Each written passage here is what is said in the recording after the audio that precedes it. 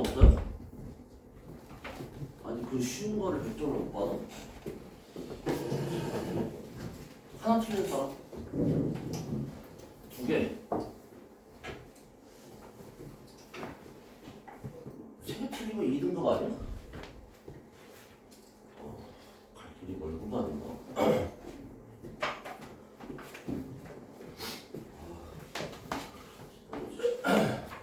이거 준비를 해야 되는데 일단은 내가 목소리를 들으면 벌써 감이 오겠지만 지금 컨디션이 굉장히 좋지 않아요. 내가 학생이었으면 오늘 학원 안 왔어요. 벌써 폈다 진짜. 근데 이제 선생이기 때문에 어쩔 수 없이 왔는데 어쨌든 목소리가 좀 맛이 갔기 때문에 듣는데 불편함이 있더라도 좀 이제 양해를 부탁하고. 그래서 이제 비대신경에는 뭐 할 거냐면은 일단은 너네가 그 시험 범위에 갈래복합이 지금 포함이 안 되잖아. 그렇죠? 이제 기말도 보면은 아마 그 저번에 이제 문학, 현대시, 현대소설, 그다음에 고전시가 고전소설 4개 전반부 했으니까 후반부 하겠죠? 갈래복합이 근데 또 이제 수능에 나온단 말이야. 그 연계된 거 보면은. 그래서 이제 매주 좀 갈래복합을 진행을 하면서 이제 독서를 같이 하면 딱 될 것 같아요. 알겠지? 그리고 이제 프린트 2개를 줬는데 하나는 이제 독서하고 다음에 갈래복합 붙어 있는 거고 하나는 이제 4월에 본 이제 서술 모의고사예요. 거기 이제 고양이 하트 그려져 있는 거 있잖아, 그렇지? 그래서 이제 사설 모의고사 같은 경우에는 다 이제 문제가 EBS 문학하고 독서 다 이제 EBS 연계해서 나오거든. 그래서 아마 그 6월 데뷔하는데 도움이 좀 될 거예요. 너네들 좀 공부하는 데도 그렇고.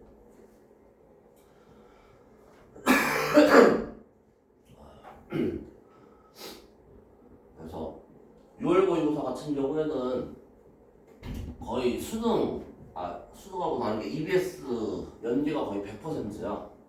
그러니까 문학 작품은 전부 다 이제 수능 특강이니까 나온다고 보면 된다고. 그래서 이제 자기가 내가 좀 윤봉을 잘 봐서 자신감을 갖고 싶다 하는 사람들은 수능 특강을 열심히 보면은 점수가 잘 나올 수가 있다. 알겠죠? 그러니까 이제 6월, 9월 거기 수능 가면서 EBS 연계가 점점 떨어지는 거야. 6월이 100%, 한 9월이 70%, 그다음에 수능에서 한 50% 이렇게. 너희는 뭐 5월 모의고사 몇 점 받은 거예요?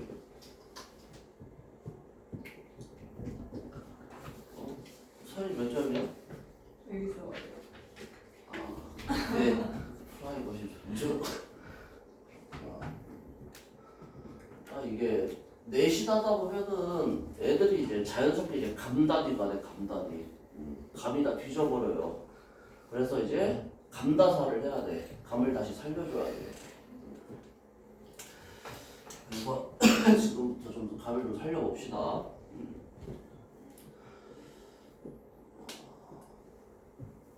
일단은 독서를 먼저 좀 해봅시다. 페이지 넘어가보세요. 자, 이제 시간적 여유를 갖고 너네들이 이제 좀 어려워하는 과학하고 경제지문을 좀 이제 이해를 해봅시다. 과학 경제지문의 핵심은 무엇인가?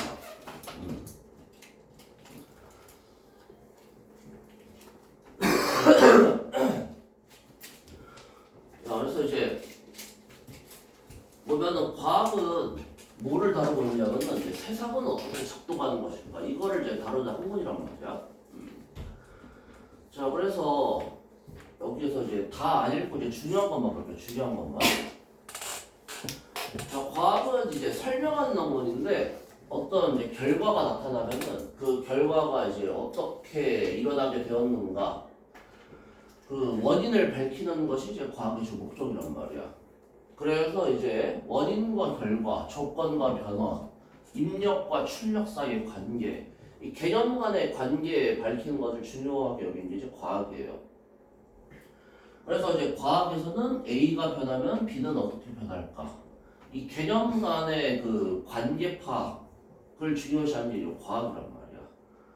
물론 이제 너네들이 그 물론 이과 학생들도 있지만 전부 다 이제 뭐 이과 지망하는 것도 아니고 그다음에 이제 과학적인 지식이 지금 풍부한 것도 아니기 때문에 뭐 과학 원리 현상을 이해해라 이런 종류의 문제는 나오지가 않아요. 그래서 이제 가장 많이 나오는 게 A가 변하면 B는 어떻게 변할까? 이 개념 간의 관계 파악하는 거. 개념 간의 이제 관계 파악하는 거. 아니면 이제 어떤 현상이 일어나는데 그 현상이 일어날 때 그 과정을 거쳐서 일어난단 말이야. 그래서 그 과정을 이해하였는가? 아니 과정 이해가 아니다. 과정을 이제 정리하였는가? 여기서 이제 주로 물어보는 거는 이제 순서랑 이제 그 안에 작동하는 어떤 그 인과관계까지 파악해가지고 이 정도를 이제 물어보게 되어 있어 과학에서는. 아니면 이제 나머지는 다 내용 유치밖에 나오고요. 아니면은 이제 뭐 보기 주어지고 그 보기 통해서 재진술하는 거 나온다든지. 그래서 이제 과학 문제는 대충 이렇게 패턴이 정해져 있다라고 보시면 돼요. 그래서 이제 과학 지문 읽을 때는 뭐 이런 거 많이 봤잖아, 그렇지? 과학 지문의 일부를 이제 가져온 거거든. 이런 거 나왔을 때 여러분들이 이제 개념 간의 관계를 잘 정리를 해주시면 된다는 거지. 그러니까 이런 건 이런 거죠. 이런 게 나와 있으면은 주어, 기체 온도 동그라미 쳐주고 이게 증가하면은 그 결과 일정 압력 이하의 조건에서는 분장 에너지의 운동의 증가로 인해서 부피가 급격히 팽창한다 이런 식으로 화살표 정리를 해줘서 나중에 문제 풀 때 좀 직관적으로 볼 수 있게끔 너네가 정리를 해주는 작업이 필요하다는 거지. 나머지도 마찬가지로 세포 외부의 삼투압이 내부보다 높아지면은 물 분자가 세포 밖으로 빠져나가면서 세포는 쪼그라든다 이런 식으로. 알겠지? 그러니까 이제 보통 수능 임박해서도 독해력이 일정 수준 이상 오르지 않은 학생들한테는 내가 그냥 너는 그냥 문학하고 인문예술 다 맞추고 그냥 과학 하나 날려라. 그래도 운 좋으면은 1등급 컷에 걸릴 수가 있다. 이렇게 얘기를 해요. 왜냐하면 과학기술이 가장 매년 수능 보면은 제일 이제 오답률 높은 문제들 그 다음에 고난이도 지문들이 다 이제 과학기술 이쪽에 포진이 되어 있어가지고 경제랑 해가지고 근데 이제 아직 그럴 때는 아니기 때문에 최대한 독해력을 올릴 수 있는 데까지는 일단은 올려봐야죠. 그래서 이제 가장 기본이 되는 게 이 과학하고 경제 지문 근데 본질을 이해를 하고 정리할 때 어떻게 해야 되는가 이거 이제 파악하는 거거든. 그래서 이제 이런 식으로 개념 간의 관계 파악하고 과정 정리하는 거 이걸 계속해서 연습을 해줘야 된단 말이야.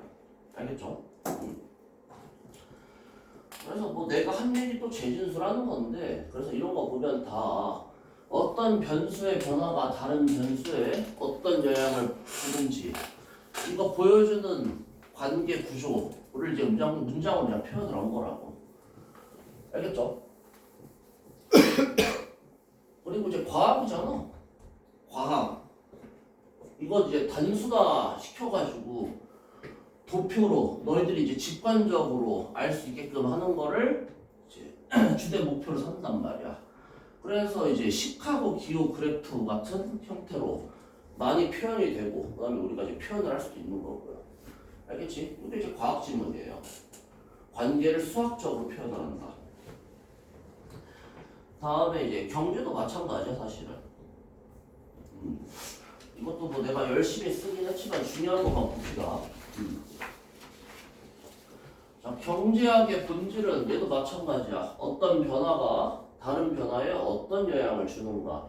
이것도 이제 과학하고 똑같아요. 개념 간의 관계 파악하는 게 이제 되게 중요하다는 얘기야. 그래서 마찬가지로 이것도 이제 수능 기출 지문에서 요 관계 그러니까 개념 간의 관계 설명하는 부분만 좀 가져온 거거든.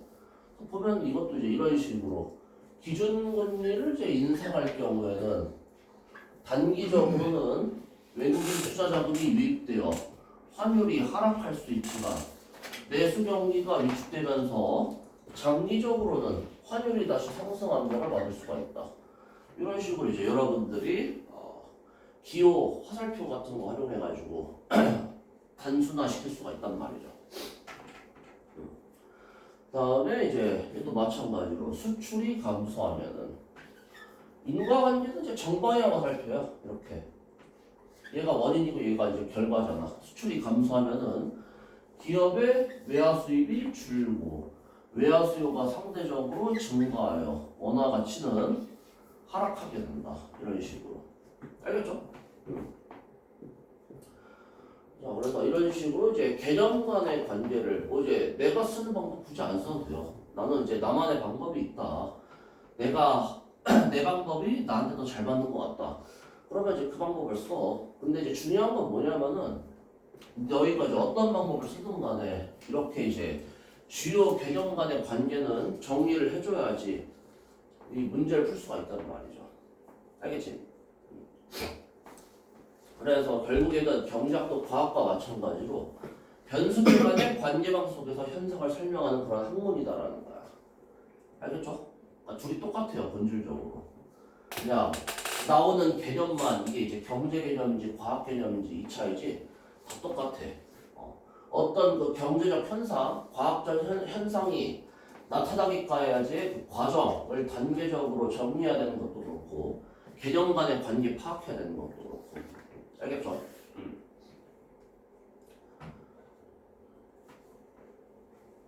자, 그래서 이제 뭐 정리하자면 이거야. 과학과 경제는 이제 서로 다른 분야지만 결국은 이제 본질적으로 좀 유사한 면이 있다. 두 학문은 모두 이제 관계 학문이다. 알겠지? 어떤 요소 하나가 변했을 때 그것이 다른 요소에 어떤 영향을 주고 그리고 그 결과가 또 다른 변수에 어떻게 이어지는가를 파악한다. 이게 이제 인과의 연쇄잖아. 저 구조 보면은 이제 A가 이제 근본 원인이라고 했을 때 A가 이제 B로 이어지고 B가 C로 이어지고 D가 이게 D로 이어지고 이제 고3들 보는 지문에서는 이런 구조가 되게 흔하게 나온단 말이야. 그래서 뭐 이거 가지고 문제 받는다. 그러면은 선택지 뭐 이런 식으로 구성하죠. 1번 A면 D이다. 그러면 이제 중간 단계가 다 생략이 되어 있지만 어쨌건 간에 A가 근본원이기 때문에 A면 D이다. 이거 맞는 말이잖아. 그리고 틀린 선택지는 어떻게 구성을 해요? 이런 식으로 인과관계 뒤바꿔가지고. 그래서 뭐 이제 실제 뭐 여기에서 문제를 낸다면은 이거 가지고 이제 문제를 낸다면은 이게 보면은 이제 이게 A에 해당할 것이고 B에 해당할 것이고 이게 C에 해당할 것이고 이게 이제 D에 해당할 거란 말이야. 연쇄적이야. 통화량 증가, 실질 이자율 하락, 유동성의 자산 시장으로 이동. 그로 인해서 이제 소비자 물가 지수의 상승, 그렇죠? 그랬을 때 뭐 이제 이런 식으로 소비자 물가 지수가 점진적으로 상승하면 통화량은 증가한다. 이게 이제 가장 기본적인 형태지. 그래서 이제 이런 거 참고지 판단을 잘 해주셔야 되고요. 조금만 이제 이어서 얘기하자면은 그래서 이런 식으로 개념 간의 관계를 다루는 관계 학문이라는 거야. 알겠죠? 과학이랑 경제랑. 자, 그럼 이제 과학하고 경제가 왜 이렇게 어렵게 느껴지느냐? 우리가 이제 보통 너네들 어떤 주제에 대해서 설명을 하고자 할 때 너네들 이해를 돕기 위해서 이거는 이제 학교뿐만 아니라 그 강연 다니는 사람들까지 모두 포함해가지고 이해를 돕기 위해서 가장 많이 사용하는 방법이 뭐냐면 스토리텔링이에요. 스토리텔링. 그냥 무조건 이제 내가 너희들한테 설명하려는 거를 그냥 개념을 주입시키는 게 아니라 이걸 이제 이야기로 표현하면은 되게 쉽고 재밌게 너희들이 알아먹을 수가 있단 말이야. 근데 경제랑 과학은 스토리텔링이 안 돼요, 이거는. 그래가지고 이제 니네가 좀 어려운 거야. 그러니까 이를테면은 너네 이거 인문철학집은 나오면은 인문철학집은 나와가지고 막 사상가들이 자기 주장 펼치는 얘기 보면은 이거 과학경제보다 훨씬 쉽죠. 뭐 나중에 이제 니네가 문제 풀 때 틀리든 뭐 맞추든 간에 이해하는 것 자체는 얘네보다 훨씬 쉬워. 과학경제보다. 왜냐면 거기는 이제 그 사람들의 이야기가 담겨 있거든. 근데 얘는 뭐 이제 그런 게 아니라서 그냥 다 개념 간의 관계를 설명하는 구조이기 때문에 이게 너희들이 받아들이기가 좀 어려울 수가 있다는 거죠. 알겠지? 거기다가 또 이제 과학경제 지문은 너네가 접해보지 못한 생소한 용어가 자꾸 나온단 말이야. 그래가지고 이제 난이도를 좀 더욱 높이는 요인이 된다는 거죠. 알겠지? 자, 그래가지고 계속 한 얘기지만 결국에는 이제 결론은 이거야.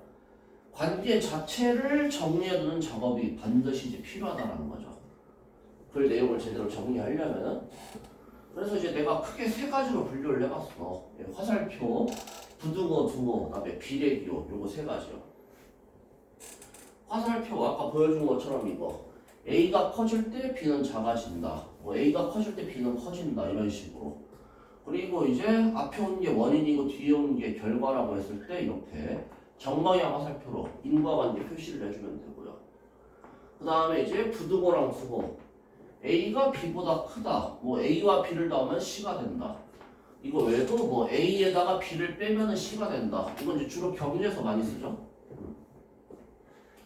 그 다음에 비례기호. A와 B가 비례한다. A가 B에 비례한다. 반비례한다. 이런 거를 이제 표시를 잘 해주면서 이제 정리를 해야 된다는 거지. 알겠죠?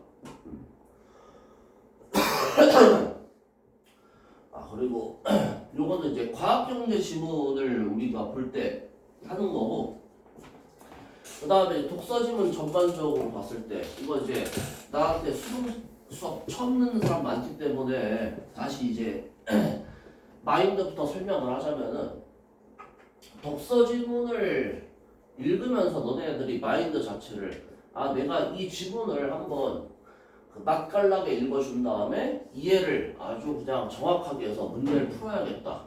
이런 마인드로 독서를 읽는다. 그러면 이제 100% 시간이 모자라요.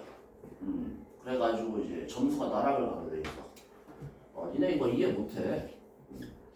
절대로 이해 못해요. 왜냐면 나도 못하거든. 근데 내가 니네보다 잘하잖아. 근데 내가 못하는 걸 니네가 어떡해. 그렇죠? 그래서 이해한다는 생각을 하지 말고 정리한다는 생각으로 해요. 정리한다는 생각으로. 알겠죠? 시상초에 이거 뭐 고3 정도 되면은 지문 난이도가 있기 때문에 너희가 이제 아예 그 생소한 개념들로 이루어진 글을 이해한다 이 말이 안 돼요. 그냥 내용을 이제 정리한다는 느낌으로 가셔야 된다. 그리고 이제 내용을 정리한다라고 했을 때 이거를 이제 우리가 글을 읽을 때 거시독해하고 미시독해 요거를 이제 둘 다 좀 해줘야 되거든.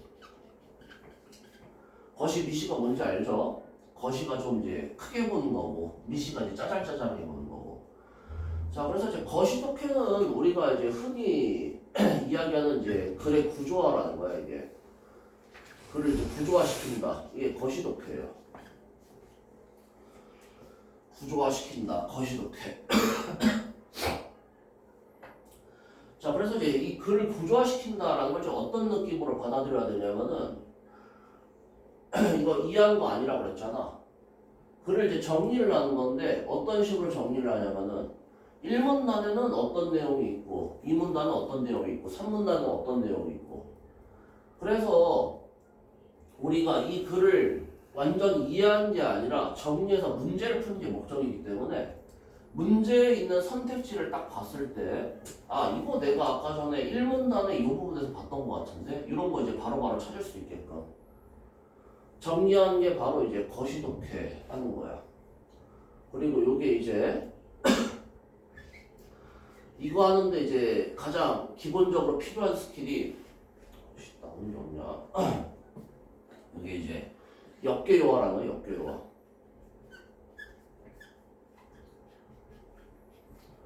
역개요화를 통해서 이제 글을 많이 구조화시켜요.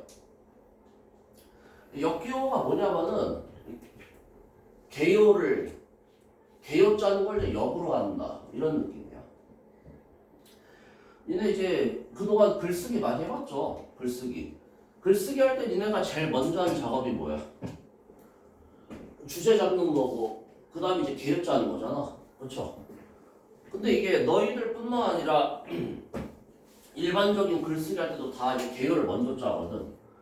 그래서 이제 수능에 출제되는 지문도 다 어차피 그 개요에 따라서 쓴 글이란 말이야. 그럼 너네가 이제 반대로 글을 읽은 다음에 이 부분은 이제 이런 개요를 글로 풀어서 쓴 거구나. 이런 걸 이제 찾아주는 거예요. 그러면은 이제 너네가 1문단에 이런 내용이 있었고 2문단에 이런 내용이 있었고 3문단 이런 내용이 있었고 이런 게 다 이제 정리가 되면은 문제풀이 할 때 관련된 정보를 빠르게 찾을 수가 있단 말이지. 알겠죠? 이게 이제 거시독해 기본 스킬이고 그 다음에 이제 미시독해 기본 스킬은 재진술이지. 재진술이라고 하는 거는 내가 앞에서 어떤 이야기를 했는데 그 얘기를 이제 똑같은 얘기인데 형태만 바꿔서 이제 다른 얘기로 풀어 설명하는 거. 요게 이제 미시독해야. 미시독해 재진술이에요. 그래서 이 작업을 통해 가지고 정보를 최대한 압축하고 그 압축된 정보를 바탕으로 이제 역개요하고 그래 내가 이제 재진술에서 정보를 좀 압축하고 필요한 정보만 좀 뽑아냈는데 이걸 보니까 1문단에는 이런 내용만 이런 내용이 이제 있구나 하고 이제 다음 문단 넘어가고 이런 거 이제 계속 반복하는 게 글 내용을 정리하는 거다. 이렇게 이제 생각을 하면 된다고. 알겠죠? 자, 그리고 이제 나머지 세부적인 독해 스킬들은 한번 이제 같이 글을 읽어보면서 이제 보도록 합시다. 기본 마인드는 이거예요. 자, 그래서 이제 어쨌건 간에 오늘 테마는 경제하고 과학 지분이기 때문에 경제랑 과학만 좀 다뤄봅시다. 자, 그러면은 지금 여기 문제가 이게 언제 거냐? 25학년도 고3 9월이니까 작년 9월 평가원이네. 이거를 이제 일단은 여러분들 한번 평소 하던 대로 글 읽고 한번 문제 풀어보세요. 밑에 거 저거.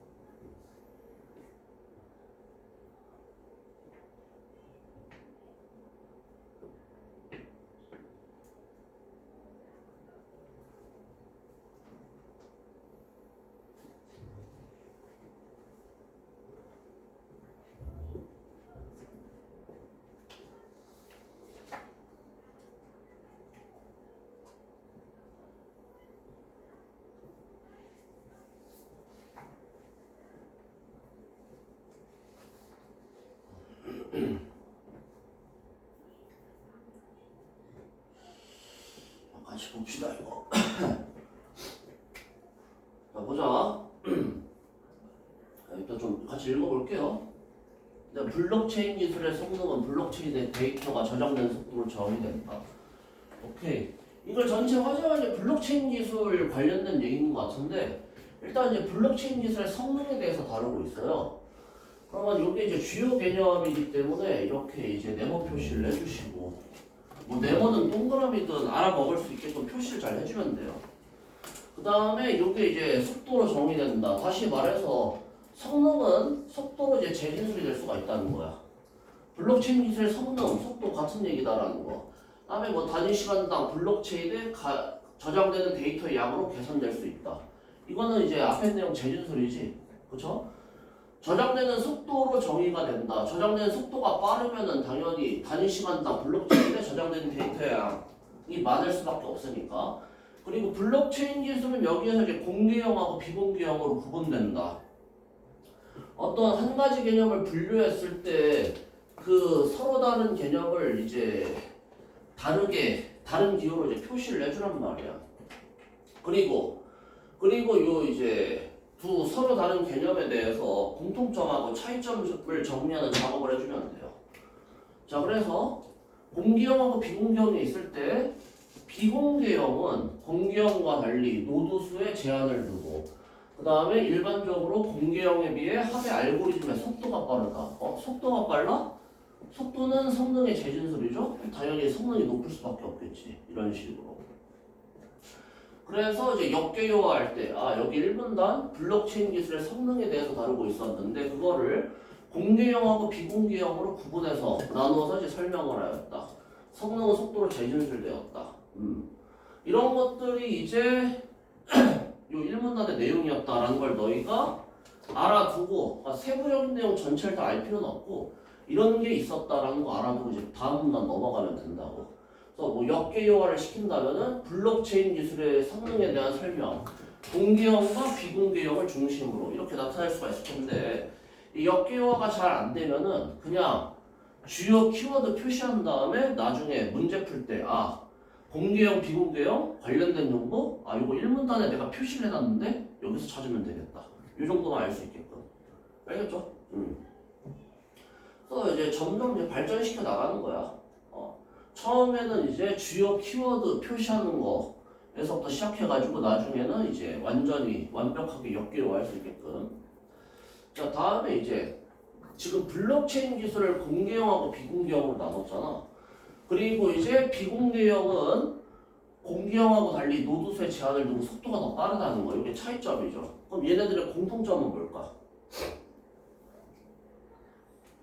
얘네 공통점은 뭘 것 같아? 지금 여기 따로 안 나와 있지? 근데 공통점이 있거든? 뭐가 공통점일까? 거기 수능 문제 유형 보면은 이거 가지고 되게 많이 나오거든?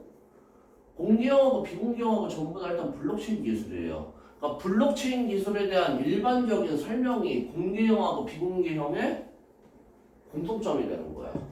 알겠지? 그러니까 뭐 무결성을 갖는다, 보안성, 탈중앙성, 그 다음에 확정성을 고려해야 된다. 이게 전부 다 얘네들의 공통점이야. 그래서 이제 그런 문제 많이 나와요. 얘를 뭐 이제 밑줄, 기억, 얘는 밑줄, 니은 딱 해놓고 얘네들의 대한 설명으로 적절하지 않은 것은, 그랬을 때 공개형과 비공개형은 모두 블라블라블라 나오는데 그 블라블라에 해당하는 게 여기서 찾아야 된다고. 여기서 선택지를 여기서 넣는단 말이야. 알겠지?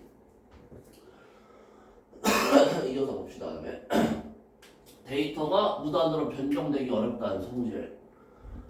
자, 이번에 이제 무결성에 대한 얘기야. 키워드 이제 무결성이에요. 무결성은 블록체인 기술의 대표적인 장점이다. 자, 특정 노드에 저장되어 있는 일부 데이터가 변경되면은, 그래서 이제 독해력이 지금 어느 정도 되는 친구들은 여기까지 읽은 다음에 대충 이제 뒤에 구조가 짐작이 가는 거야. 왜? 변경되기 어렵다는 성질을 무결성이라고 하는데 변경되었을 때를 이야기하고 있잖아. 그러면 이제 뒷내용이 어떻게 와야지 맥락에 맞는 거야. 변경이 되었을 때 이러이러한 일이 일어나기 때문에 변경되기가 어렵다. 이런 식으로 이제 설명이 될 거란 말이죠. 봅시다. 변경되면 어떻게 돼요? 변경된 블록과 그 이후의 블록들이 다 연결이 끊어진다. 변경의 결과로 연결이 끊어져요. 연결이 끊어져. 자, 그래서 얘네를 다시 연결시켜야 돼. 끊어진 모든 블록을 다시 연결하는 것. 근데 그거는 있잖아. 승인 과정을 필요로 하거든. 이걸 필요로 하기 때문에 연결을 복구하는 것이 어렵다. 그래서 블록과 블록체인의 연결을 유지하면서 블록체인에 포함된 데이터를 변경하는 것이 어려워.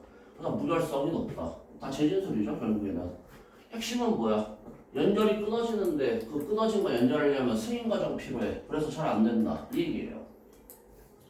자, 다음에 이제 보면은 여기서 끝이 아니라 무단 변경과 달리 일부 데이터가 지워져도 라고 나와 있지.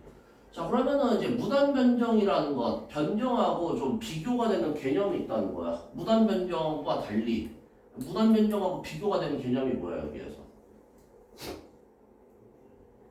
지운 데이터의 복원. 그렇지? 복원은 무단 변경과는 달리 승인 과정이 필요하지 않더라. 알겠죠? 그래서 얘도 이제 역계요화 시키면은 무결성, 데이터 변경됐을 때와 복원했을 때의 비교를 중심으로 이런 식으로 정리를 해주면 돼요. 그래서 뭐 변경 어쩌고 저쩌고, 지운 데이터 복원 어쩌고 저쩌고, 선택지 이런 말 나오면은 이 문단 뒤적거리면 되겠네? 이런 거 찾을 수 있겠다. 알겠지? 그리고 개념 간의 비교, 차이점, 공통점, 차이점 찾을 때는 이제 이런 식으로 차이점의 기준이 명확하게 드러나게. 변경은 승인 과정을 필요로 한다. 복원은 승인 과정이 필요하지 않다. 이런 식으로 정리를 해주면 좋다. 알겠죠?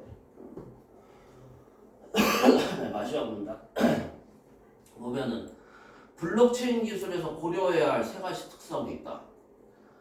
이제 이런 식으로 문단의 첫 문장이 시작되면은 이제 여러분들 입장에서는 땡큐지. 왜?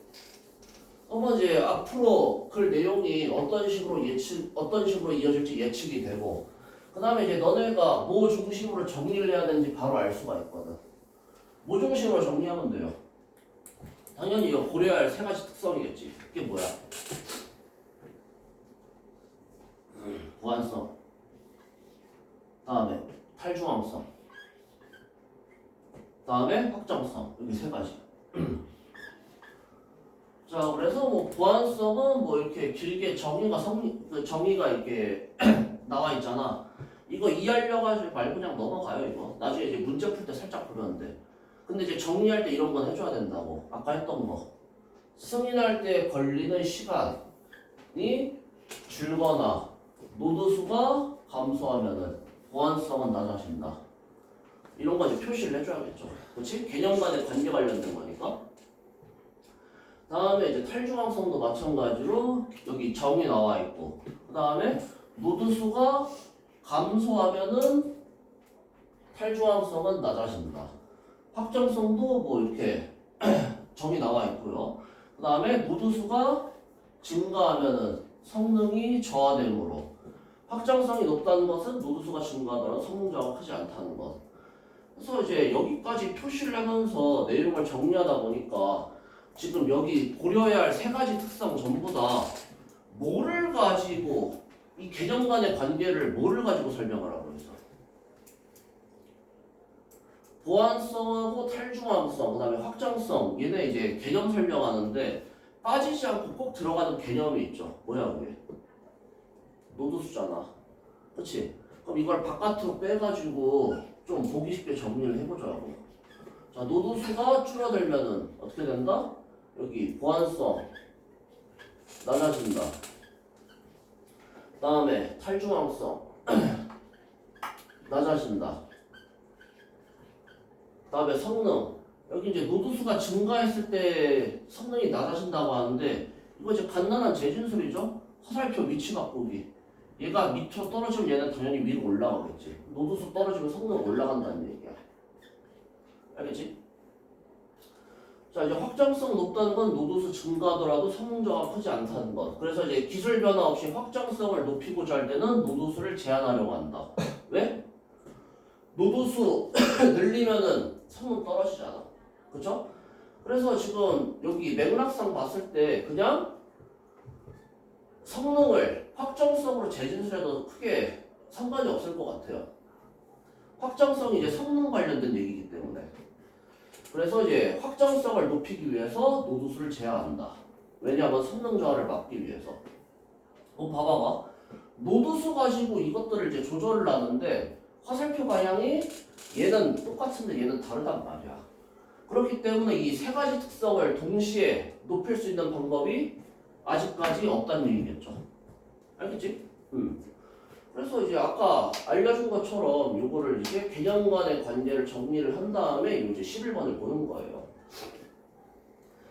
자, 여기 보기 나와 있는 문제 같은 거. 일단은 이제 수능 문제 보기가 나온다? 그럼 유형이 둘 중에 하나야. 하나는 뭐냐면은 본문에 있는 개념을 가지고 설명할 수 있는 사례가 나오든지, 아니면은 본문에 나와 있는 개념들하고 비교할 수 있는 새로운 개념 또는 이제 이론, 이런 것들이 나온다든지. 그래서 이제 첫 번째 사례가 나왔을 경우에는 사례를 본문에 있는 개념을 가지고 재진술을 내줘야 되고요. 그 다음에 본문의 개념하고 비교할 수 있는 새로운 개념이 나왔다. 그러면은 공차 정리를 해줘야 되고. 근데 얘는 이제 첫 번째 유형이란 말이야. 본문 내용 가지고 이제 재진술 내줘야 돼요. 봐봐, 그러면은 이런 식으로 하는 거야.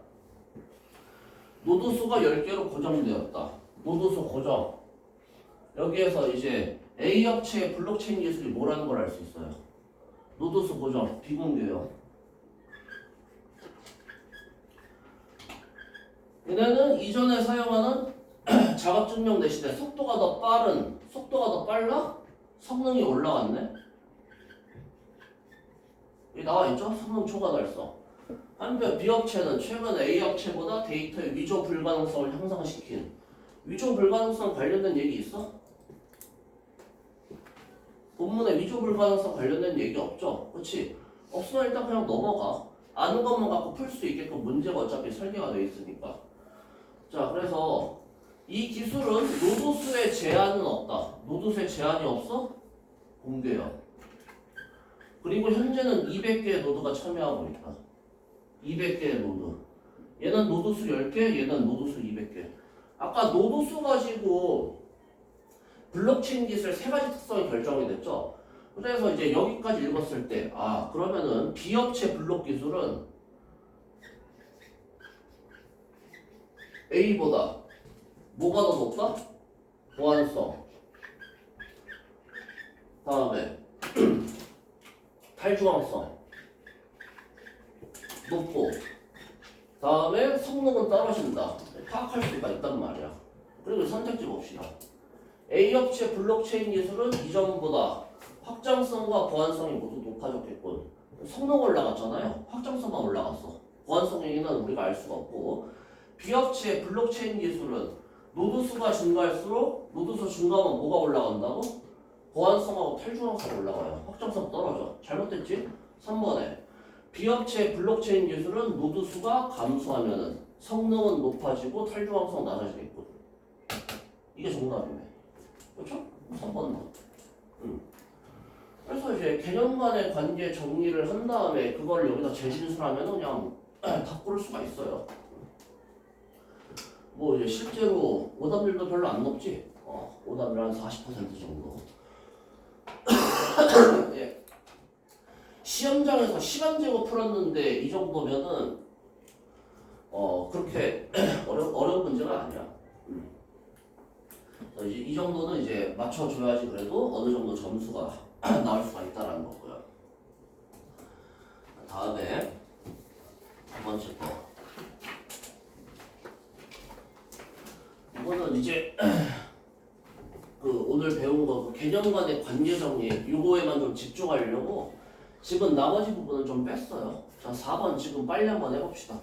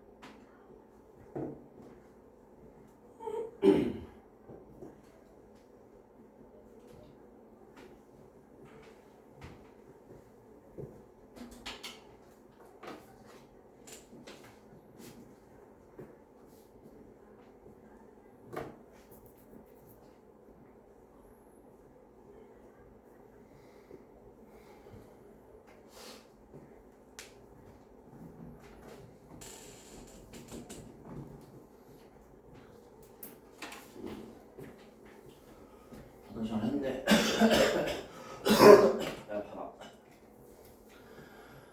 보면은 결정 영역 얘기가 나와요. 그래서 여기는 이제 핵심 키워드가 결정 영역이지. 결정 영역은 뭐냐? 사슬들이 이제 일정한 방향으로 나란히 배열되어 있는 것이 이제 결정 영역이다. 알겠죠? 자, 그래서 여기서 중요한 거는 이거. 결정 여력이 많아질수록 어떻게 된다? 플라스틱은 유연성이 낮아. 충격에 약하고 가공성이 떨어지며 점점 불투명해지지만 밀도가 높아서 단단해지고 화학물질에 대한 민감성이 감소하며 열에 잘 배용되지 않는다. 이거잖아요. 그치? 그 다음에 이제 보기가 나왔어.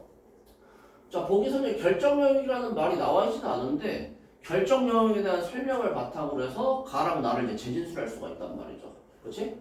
자, 가지를 구조의 사슬들은 조밀하게 배열되기가 힘들다.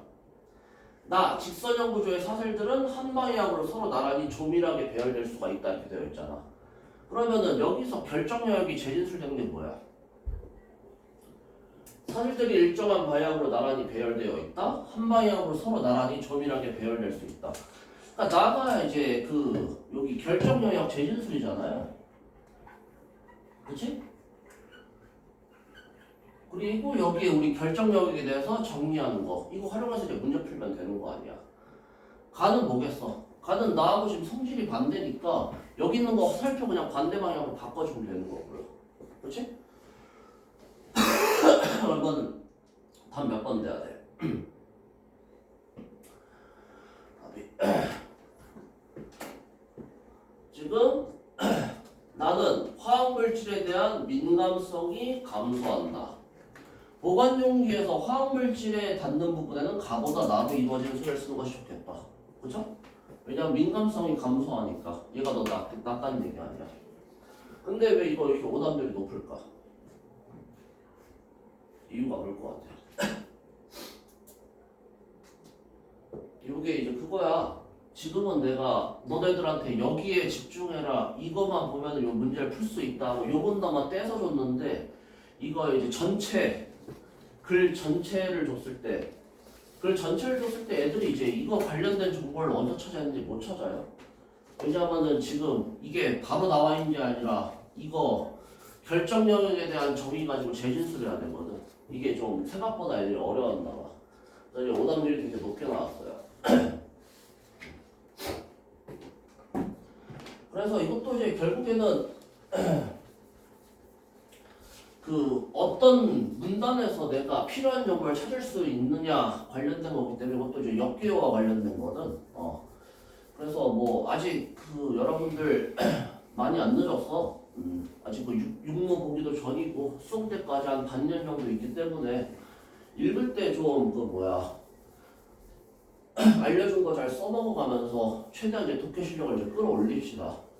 해가지고 뭐 이제 그래도 안 되면 뭐 재수하든지 아니면은 그냥 과학기술 경제는 날리고 나머지를 이제 다 맞추든지 이제 그런 식으로 나가야겠지. 자, 그러면은 좀만 쉬었다가